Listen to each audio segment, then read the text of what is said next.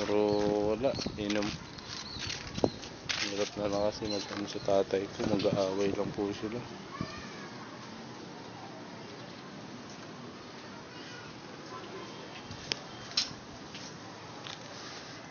Yan tao. Ayan ito yung mga, nakikita mo yung mga post nyo na yan. Yan po, so ayan. Ayan na po yung hati. Yan po, bali kwarto lang po talaga to eh.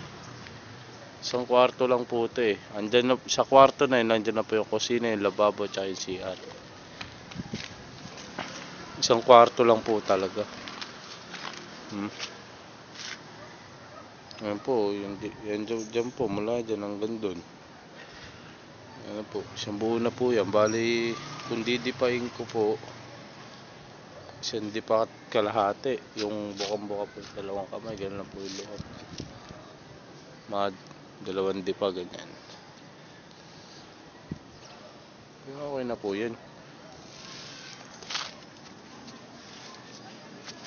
Kasi kung dadalawin naman ito, malaki naman masyado yun para sa...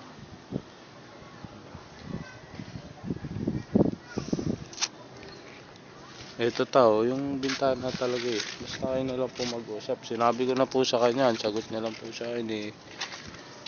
May gagawin siya na daw po bahala dyan. Sagot niya po siya na, ako nang bahala dyan, sabi niya sa akin. Kaya sinabi ko po sa inyo.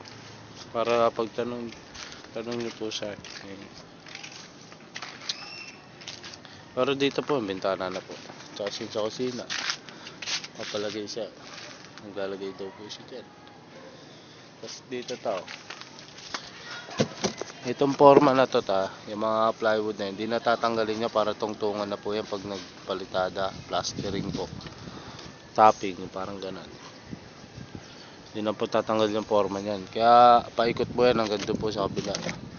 Kaya mangyayari na ito, magpapa-order siya ng plywood. Tsaka sira-sira na rin po eh.